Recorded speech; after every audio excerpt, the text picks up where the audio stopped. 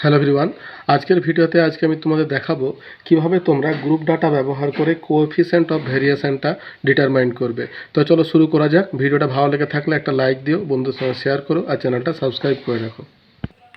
তাহলে দেখো coefficient of ভেরিয়েশনটা কী এবং এটা মানে তোমার কিভাবে তোমার স্ট্যান্ডার্ড ডেভিয়েশন এবং মিনকে ব্যবহার করে করা হয় সেটা সম্পর্কে আমি বিস্তারিতভাবে আলোচনা করেছি আনগ্রুপ ডাটা ব্যবহার করে তোমার নির্ণয়ের ক্ষেত্রে।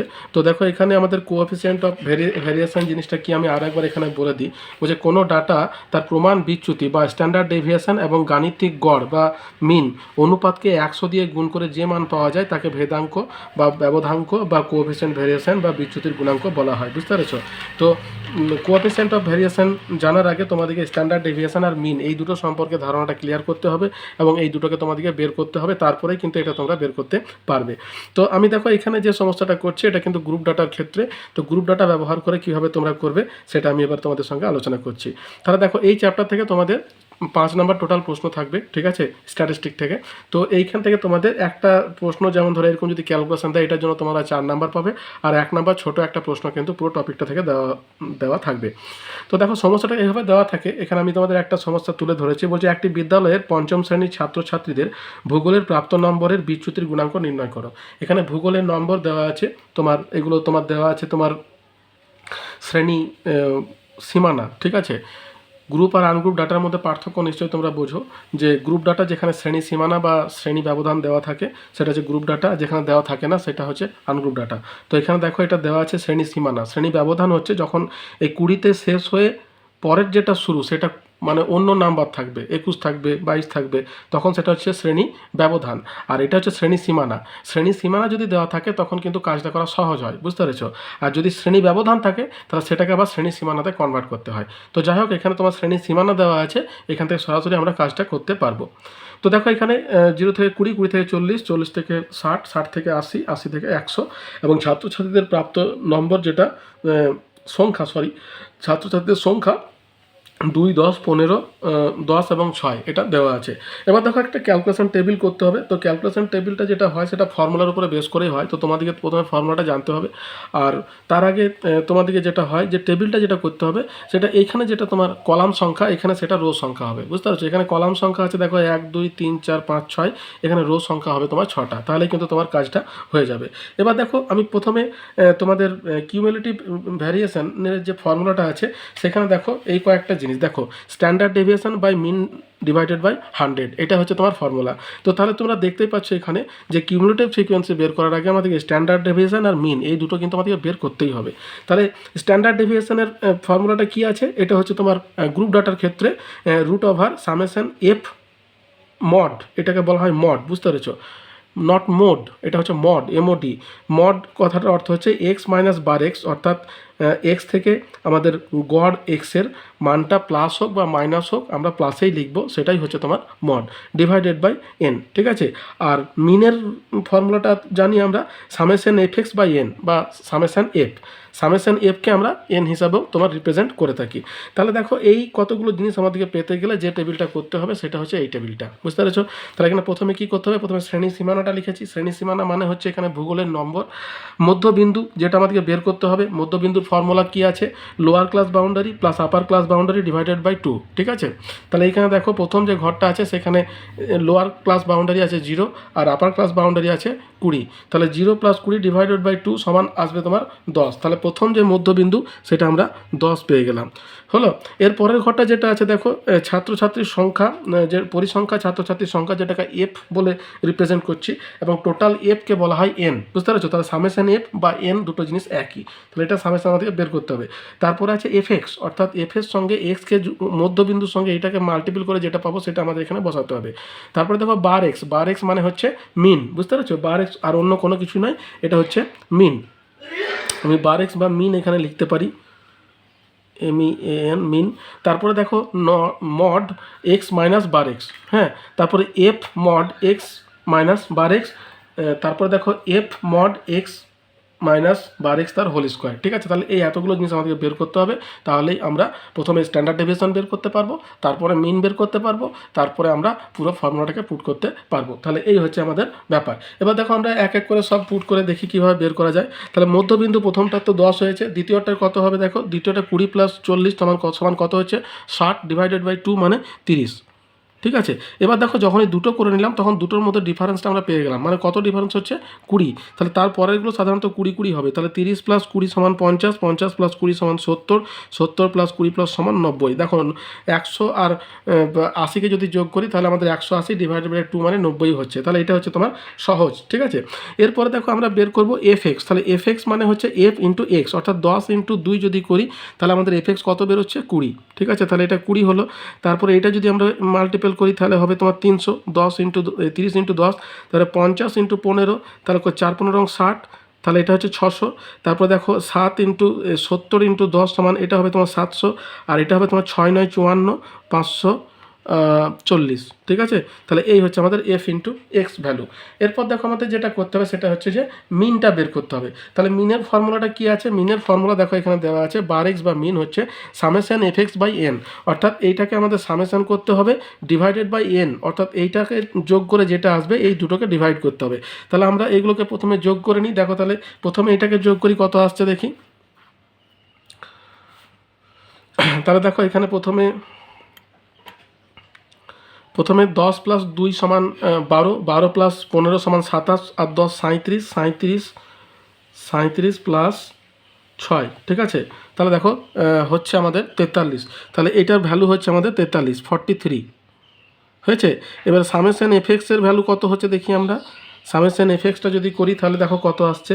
প্রথমে আছে 300 প্লাস 20 সমান 320, একটা লিখে দিলাম, প্লাস 320 প্লাস এখানে 600 আছে, 600 প্লাস 700 প্লাস 540, দেখো এখানে হলো 2160। ঠিক আছে, তাহলে আমরা সামেশন এটা লিখতে পারি 2000। তাহলে দেখো এখানে একটা ভুল হয়েছিল, 5 15 75 হতো, আমি এখানে 600 করেছিলাম, যাই হোক 575।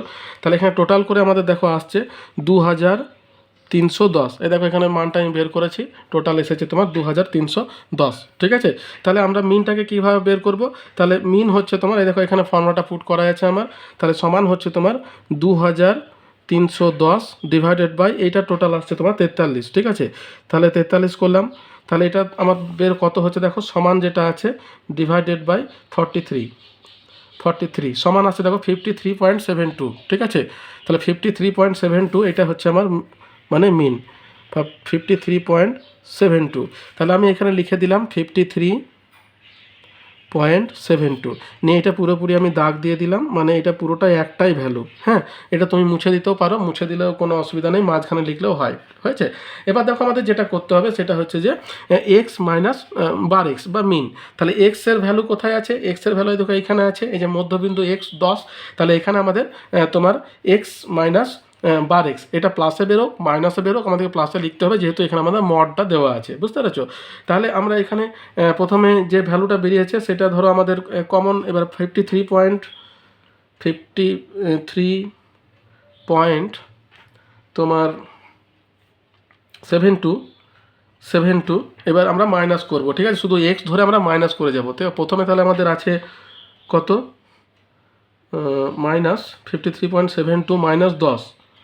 তাহলে দেখো প্রথমে হলো 43.72, তাহলে এটা আমরা তো মুখে মুখেই করতে পারতাম, তবু দেখে নিলাম 43.72। এরপর আছে 30। ঠিক আছে, তাহলে আমরা ধরো 10টাকে কেটে দিলাম, নিয়ে এখানে 30 বসিয়ে দিলাম, 30, তাহলে আসছে তোমার 23.72।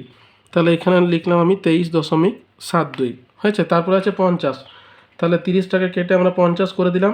দেখো এখানে আছে 3.72, পরেরটাতে আসছে তোমার 23 পরে আসছে 3.72 হয়েছে। তারপরে আমরা 50টাকে কেটে করব 70, তাহলে 70 করছে আছে কত 16.28। ঠিক আছে, তাহলে 16.28। এরপর আমি 70টাকে কেটে করছি 90, তাহলে 90 করলে কত আসছে দেখো 36.28। তাহলে এটা করলে আমি 36.28। তাহলে হয়ে গেল আমাদের এই ভ্যালুগুলো বেরিয়ে গেল। এবার দেখো আমাদের যেটা করতে হবে F into x minus F into এ mod x minus bar x, তার মানে এক্স মাইনাস বার এক্সের মানটা তো আমরা পেয়েই গেলাম। এবারে এফ এর সঙ্গে অর্থাৎ এই যে তোমার ফ্রিকোয়েন্সি ইন্টু এই দুটোকে আমাদেরকে গুণ করতে হবে, ঠিক আছে। তাহলে ফ্রিকোয়েন্সির সঙ্গে যদি গুণ করি আমরা 43.72 ইন্টু 2 আছে প্রথমে, 2 করলে কত আসছে দেখো 87.44, ঠিক আছে। এরকম করে তোমরা প্রত্যেকটা মান বের করে নিতে পারবে। 87.44 বের করলাম, বাকিগুলো আমি বের করে তারপর দেখাচ্ছি। তাহলে দেখো এরকম করে তোমরা প্রত্যেকটা ভ্যালু কিন্তু বের করে নিতে পারবে, ঠিক আছে। তাহলে এই দেখো ভ্যালুগুলো এলো। এরপরে আমাদের যেটা করতে হবে তোমার f into x mod x minus bar x তার হোল স্কোয়ারটা বের করতে হবে, অর্থাৎ এইটাকে আমরা স্কোয়ার করতে হবে। তাহলে দেখো তোমরা ক্যালকুলেটারে কীভাবে করবে আমি তোমাদের দেখাই। এই যে তোমার যে ভ্যালুটা আছে দেখো এখানে এক্স স্কোয়ার দেওয়া আছে, তোমার এই দেখো এক্স স্কোয়ার আছে, তো এখানে এক্স স্কোয়ার দেওয়ার পরে ভ্যালুটা দেবে, ঠিক আছে। এক্স স্কোয়ার আমি দিলাম 87.44। তাহলে দেখো এখানে চলে আসছে 87.44, সরি এফ ইন্টু এইটার স্কোয়ার করতে হবে। তাহলে একবার ইয়েটা করে দেখি। তাহলে দেখো প্রথমে তোমরা ভ্যালুটা পুট করবে, ঠিক আছে। 87.44, ঠিক আছে, এর এক্স স্কোয়ার, ঠিক আছে। ভ্যালুটা পুট করার পরে এক্স স্কোয়ার দিয়ে দেবে। তাহলে দেখো কত আছে 7645.75। তাহলে এখানে আমরা লিখব 7645.75, ঠিক আছে। এই একই রকমভাবে আমরা প্রত্যেকটা পুট করব এবং মানটা বের করব, দেখি। তাহলে দেখো পরপর আমরা যেগুলো বের করলাম, পরের মানটা বেরিয়েছে 562663.84, তারপর একটা বেরিয়েছে 3113.64, তারপর একটা আছে 26471.29, তারপর একটা আছে 4738.22। এই পুরোটাকে আমরা যখন সামেশন করব, অর্থাৎ এইটা প্লাস এইটা প্লাস এইটা এগুলো সব প্লাস করে আমাদের সামেশন করে যে রেজাল্টটা বেরিয়েছে 140,874.74, ঠিক আছে। তাহলে এইটা গেল আমাদের summation f mod x minus bar x তার স্কোয়ারের সামেশন। এবার দেখো আমাদের যেটা করতে হবে, আমাদের এখানে এবার স্ট্যান্ডার্ড ডেভিয়েশনটা প্রথমে বের করতে হবে। তাহলে স্ট্যান্ডার্ড ডেভিয়েশন ফর গ্রুপ ডাটার ক্ষেত্রে ফর্মুলাটা কী আছে, root over summation f mod x minus bar x তার স্কোয়ার ডিভাইডেড বাই এন। তাহলে আমরা এখানে পুট করে দেবো, দেখো রুট ওভার করে প্রথমে আমাদের কত বেরিয়েছে 140,874.74 ডিভাইডেড বাই আমাদের এন কত আছে, এন আছে 43, ঠিক আছে। এন বা সামেশন এফ আছে তোমার 43। তাহলে সমান আমরা যদি ধরো এইটাকে বের করি, প্রথমে আমরা বের করি এইটাকে কত বের হচ্ছে দেখো 140,874.74 ডিভাইডেড বাই 140,874.74 ডিভাইডেড বাই 43। দেখো এখানে মান বেরিয়ে এলো তোমার 3 ডিভাইডেড বাই 43 যেটা আছে, তাহলে 3276, তাহলে রুট ওভার আমাকে লিখতে হবে 3276। তাহলে এটাকে যদি আমরা রুট ওভার অ্যান্সার করি, মানে ধরো এটা তো আমার বেরিয়ে গেল, এবারে দেখো রুট ওভারটা এখানে দেওয়া আছে, রুট ওভার অ্যান্সার সমান কত আসছে আমাদের তোমার। তাহলে দেখো এখানে রুট ওভার অ্যান্সার করেছি, প্রথমে তোমার 3276 বেরিয়েছে, 3276 আমরা এখানে লিখতে পারি সমান এটা রুট ওভার 3276.16, ঠিক আছে। এবং সেটিকে আমরা তোমার রুট ওভার অ্যান্সার করে বা রুট ওভার 3276.16 করে আমাদের উত্তর আসছে 57.24, ঠিক আছে। 57.24 বা 2324ই করলাম, যেহেতু 237 আছে, অর্থাৎ 5 বা 5-এর বেশি আছে। তাহলে এই গেল। তাহলে আমাদের দেখো দুটো ভ্যালু পেয়ে গেছি, একটা হচ্ছে তোমার মিন, হ্যাঁ, বা বার এক্স, আর একটা হচ্ছে তোমার সিগমা বা এসডি। এই দুটো মান আমরা পেয়ে গেছি, এই দেখো একটা আর এই দেখো একটা। এবার দেখো আমরা সিভিটা বের করব। তাহলে CV is equal to SD by mean, তাহলে এসডি আমাদের কত বেরোলো 57.24 ডিভাইডেড বাই আমাদের মিন বেরিয়েছে কত 53.72 হ্যাঁ ইন্টু 100%। হ্যাঁ, এবার আমরা দেখো এটা বের করব কত আসছে দেখি 57.24 ডিভাইডেড বাই 53.72 সমান দেখো আছে 1.065, তাহলে 1.06 ইন্টু 100% সমান কত আসছে দেখো, সমান যত ইন্টু 100, তাহলে দেখো আসছে আমাদের 106.55 106.55, এইটা হবে তোমার অ্যান্সার। বুঝতে পেরেছ? তাহলে আমরা এখানে লিখতে পারি অতএব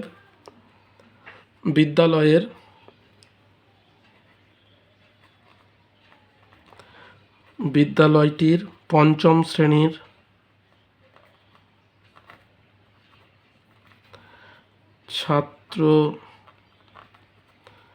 ছাত্রীর ভূগোলের প্রাপ্ত নম্বরের